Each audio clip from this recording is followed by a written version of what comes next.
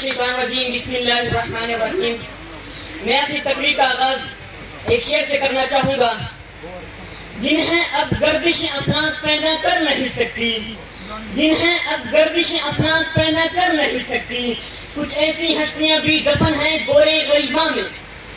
Police کے عظیم غازیوں اور شہدائے police کے قابل فخر خاندانوں اور میری جری جوانوں کی کمان سنبھالتے نڈر افسران جناب Abdul Rauf Babar Kaisrani district police officer Dera. جناب والا، آج پھر 4 اگست جو میں شہدائے پولیس پاکستان ہے، آج پھر محفل سجی ہے اور آج پھر ہر سو خوشبو رچی ہے. جی ہاں، یہ خوشبو ہے پولیس کے ان جوانوں کی لہو کی جو کر تو گئے مگر جنہیں جھکائے نہ جا سکا، جنہیں ڈرائے نہ جا سکا. بھلا ڈرتی بھی تو کیوں، جھکتی بھی تو کیوں؟ تن پہ وردی جیسی پہنی تھی کہ جس کے ایک ایک داغے، ایک ایک ریشے اور ایک ایک کونے سے صرف ایک ہی حال، ایک ہی عہد اور ایک ہی جذبہ ٹپکتا رہتا ہے. جناب والا، آج کے اس دن کا عنوان بناتے ہوئے شہید آئی جی صفت غیور کی قربانی کو بیان کروں. ڈیرہ حسین خان کے پولیس لائن کے ماتھے پر صدے شہید ایس ایس پی اعجاز ریاض کا ذکر کروں. شہید ایڈیشنل آئی جی اشرف نور کا نام لوں. شہید ڈی آئی جی ملک صاحب کو یاد کروں. شہید ڈی آئی جی عابد علی کا سوچوں. یاد ہی کچھ دن پہلے اپنی گردی میں جان نچھاور کرنے والے شہید کانسٹیبل مبارک شاہ کو خراج تحسین پیش کروں. میرے سامنے کسی ایک کا نہیں، ڈیرہ حسین خان کے تقریباً 200 کے قریب شہدائے پولیس کی فہرست ہے جو صرف یہی آواز بلند کرتے ہوئے شہادت کو گلے لگا گئے.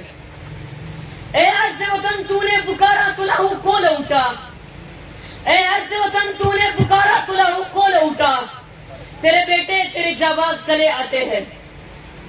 جناب والا، کیا کوئی ایسی جذب کو شکست دے سکتا ہے جو آنگن میں گر کے اپنے ننھے پھولوں کو چھوڑ کر یا اپنے بوڑھے ماں باپ کی رائے تختی آنکھ کو قبول کر اپنی دھرتی کی حفاظت میں اپنی دنیا ہی بلا بیٹھے؟ کوئی اندازہ کر سکتا ہے کہ اپنی دلہنیا کی الفت کو سینے میں چھپائے، بہن بھائیوں کی چاہت کو دل میں بسائے؟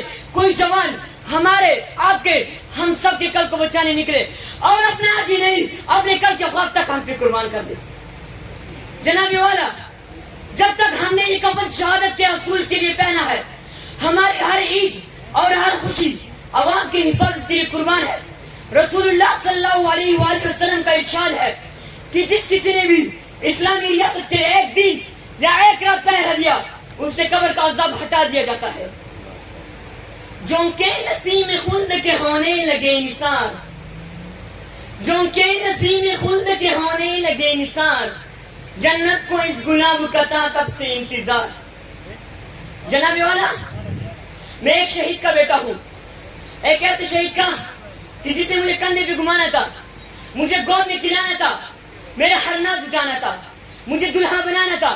جناب والا، دکھ ہے مجھے دکھ ہے کہ میرا باپ آج میرے ناز گانے مجھے دلہا بنانے کو میرے سامنے ہی، لیکن میرا باپ صرف میرا باپ ہی نہیں تھا، وہ پولیس کا ایک گبر جوان تھا. اسے صرف اپنے بیٹے کو دلہا نہیں بنانا تھا بلکہ اسے تو اس شہر کے ایک ایک بیٹے کی حفاظت کرنی تھی، ایک ایک بیٹی کو محفوظ بنایا تھا. میرے اس باپ نے ہزاروں لاکھوں سہاگ بچانے تھے اور کئی بوڑھے والے جان کے اپنے سہاروں کو بچانا تھا. تبھی تو میرا باپ شہید ہے کانسٹیبل میر زمان ڈیرہ جیل حملے میں اپنا فرض نبھاتے ہوئے جان کی بازی لگا کر وطن عزیز پر قربان ہو گیا. جناب والا، میرا باپ ایک اشتہار تھا، اصرار کا، قربانی کا، حب الوطنی کا اور مٹی سے محبت کا. میرے جیسے کتنے بیٹے اس شہر میں سر اٹھائے سینہ چوڑا کر کے چلتے ہیں کہ جن کے والد اپنا سر کٹا کر اپنے بیٹے کو سر فخر سے بلند کر گئے. جناب والا، ذرا پنڈال میں بیٹھے ان شہیدوں کے خاندانوں کی طرف دیکھے، ان میں بیٹھے ہوئے شہدائے لویتین کی آنکھوں میں نمی ضرور ہوگی، مگر غور سے دیکھیے آپ کو کوئی آنکھ جھکے ہونا ہی ملے گی، کوئی سر جھکا ہونا ہی ملے گا. میری طرح ان شہیدوں کے ورثہ کا سر بھی ہمیشہ اونچا رہے گا اور ان کی آنکھوں میں چمک بھی دشمن کی آنکھوں میں خوف لاتی رہے گی. جناب والا، حضرت خالد بن ولید رضی اللہ تعالیٰ عنہ نے کہا تو رومیوں سے، تم اپنی تعداد پہ نہ جانا، اپنے اسراف پہ نہ جانا، جان لو تمہارا مقابلہ جس قوم سے ہے کہ جتنی شہادت اتنی عزیز ہے جتنی کہ تمہیں زندگی. جناب والا، میرا باپ پولیس کے سب اور شہیدوں کی طرح ایک روشن مثال ہے اور میں اس مثال کو ہمیشہ روشن رکھوں گا. شہید کا بیٹا ہوں، شہید کی حرمت و تقدس کا محافظ بنوں گا اور اگر اللہ نے میرے تن پہ کوئی وردی سجائی تو اس کے وردی کے ایک ایک داغے، ایک ایک رشے کو وطن کی محبت، مٹی کی چاہت اور اپنے لوگوں کے تحفظ کے امرت میں ڈبو کر خود کو عمل کر جانے کے اپنے والد کی سنت کو زندہ و تبد کر سکتا